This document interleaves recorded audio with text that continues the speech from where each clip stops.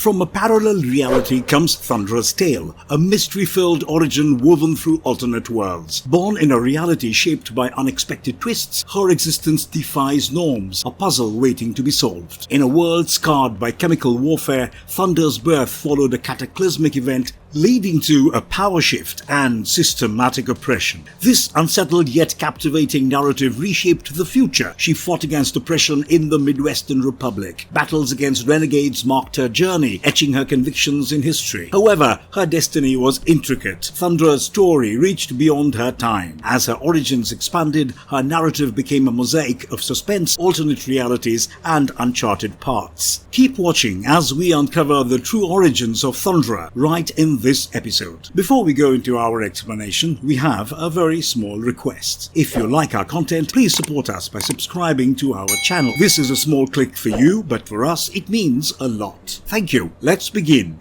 Before Thundra, the United Sisterhood Republic. In a wild twist, as the 20th century was wrapping up in some bizarre parallel universe, a full-blown global chemical and biological showdown erupted. As a result, 95% of the Earth's ladies found themselves in a seriously sticky situation, all sterilized and whatnot. But the remaining fertile 5% took the wheel, and boy did they take it in stride. They flipped the script, cranking up an organized oppression machine aimed at the guys. You see, men were suddenly on the endangered species list, thanks to their track record of almost wiping out the whole shebang. Fast forward to the early 23rd century, and what do you get? Lab-grown babies instead of old-school natural births. And the guys, well, they're relegated to being the ultimate jack-of-all-trades, servants, jokers, and yep, you guessed it, the prime genetic stock for baby-making. It's like a sci-fi sitcom, but with a seriously dystopian twist. Right smack in the middle of this brave new world is the United Sisterhood Republic, top dog in the new power game. Their prime agenda? Wipe out those wandering packs of rogue dudes and put a stop to any nosy neighbor who might want to crash their party. It's a whole new world order, and the rules have been flipped upside down faster than a pancake.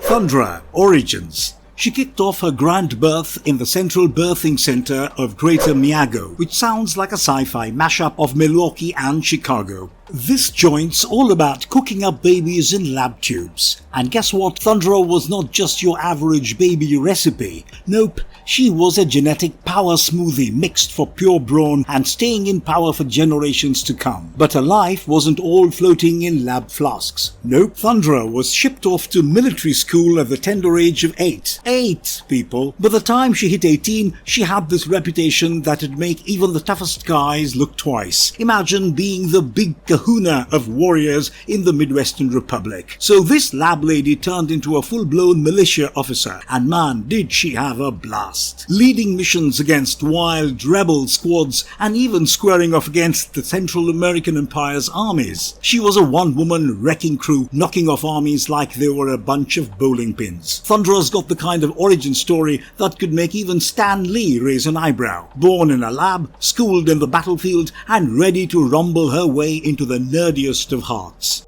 The War. Men of Machus. Right smack in the middle of Thundra's military gig, Russia gets itself an unexpected visitor. Soldiers from a freaking alternate timeline calling themselves Machus. These guys are like parallel universe tourists with a mission. They come from a world where dudes revolt against the gals in charge, grabbing tech and hopping dimensions, making it a badass boys trip. But Thundra's about to stir up some serious trouble. She's like, hey Machus men, I see your interdimensional shenanigans and I'll raise you a bold move. So she goes all mission dimensional heist, swiping their travel gizmo. A grand plan? Wreck their party and show them who's boss. But you know how tech things go. It's like gadgets have a mind of their own. Bam! Next thing you know, Thundra's not just hopping dimensions, she's time traveling too, like Marty McFly with a superhero makeover. She lands in the 20th century, probably causing a whole lot more confusion than any Christopher Nolan flick. And after getting the lay of the land, she's on a quest to take down the burliest dude on the block. Why, you ask? Cause she's convinced that if she topples this guy, she's preventing Machus from ever becoming the reality. Now this is some serious time travel paradox.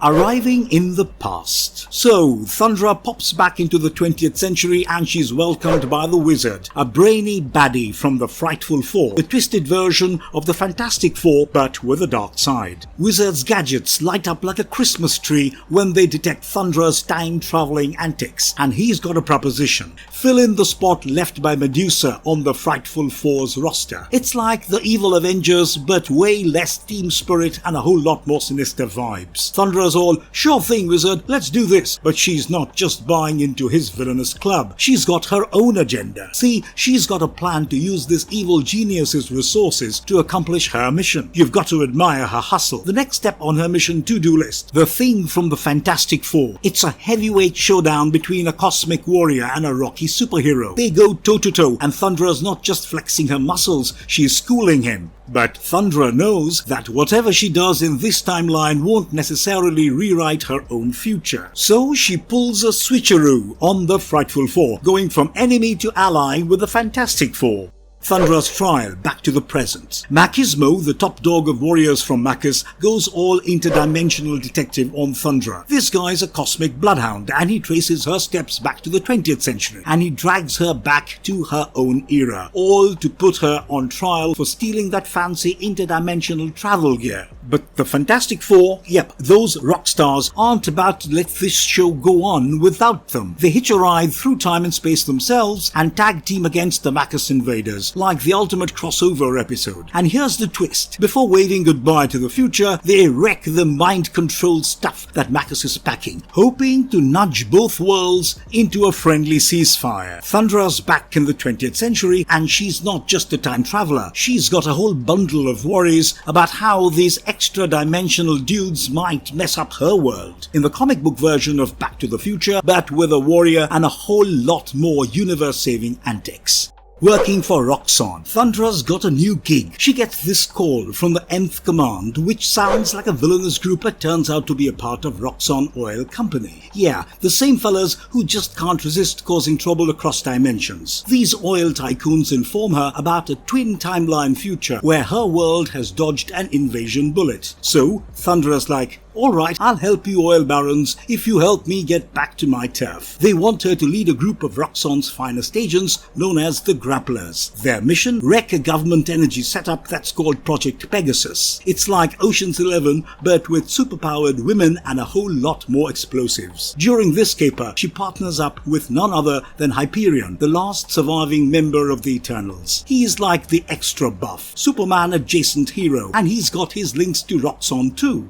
But Thundra's no fool. She sniffs out the Nth Command's hidden agenda and it's not looking too heroic. So she grabs this snazzy Nth projector, a gizmo that whips up portals between dimensions and zaps herself back home. She waves goodbye to her thing. Hyperion's all, wait up Thundra, but oops, the portal slams shut, leaving him stranded in cosmic limbo. Meanwhile, Thundra lands safely in her dimension, breathing a sigh of relief like she's just defeated the final boss in a video game.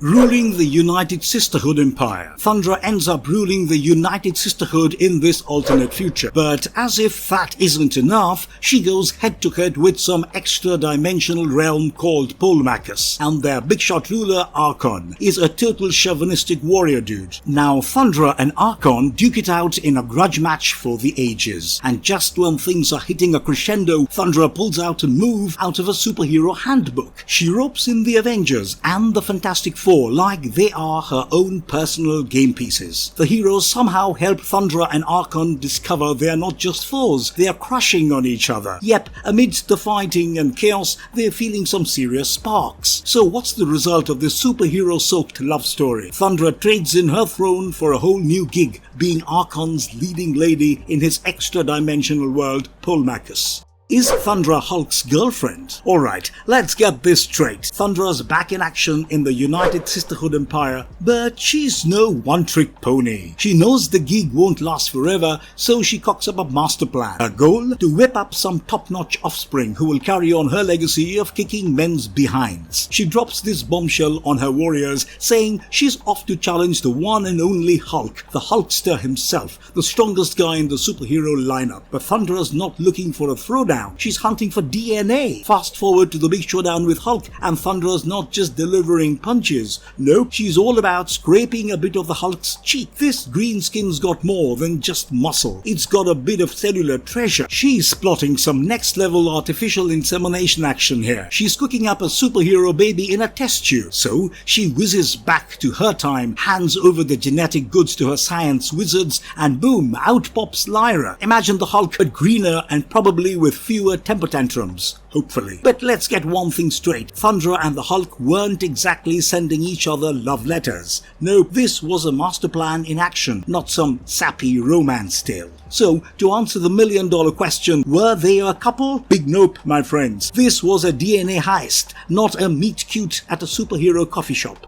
How powerful is she? Thundra's not your average girl next door. She's got some seriously supercharged genes. First up, we've got superhuman strength. We are talking 75 tons of raw muscle power. This lady could lift a small truck for breakfast and not even break a sweat. And her legs, they are like superhero pogo sticks, launching her 45 feet into the air. Now let's talk durability. Thundra's like a walking tank. Her skin's harder than a diamond. Okay, not quite, but you get the idea. She's got this Mohs harness scale thing, which means even small bullets bounce off her. And don't think she's slow. Thundra's got some serious speed. She can blitz through the streets at 32 miles per hour like she's got a tailwind pushing her forward. But hey, even superhumans need a breather. Thundra's got peak stamina, going all out for a solid 50 minutes before her body needs a coffee break. And she's not just strong, she's also got skills. Thundra's a combat pro trained in boxing, wrestling, and all those military tactics that would make James Bond raise an eyebrow. She's even got a thing for the broadsword, like a medieval warrior with a futuristic twist. This lady's been in the trenches, leading anti-renegade missions like a boss. And sure, guns might not be her jam, but who needs them when you've got fists of fury and muscles that could bench press a building?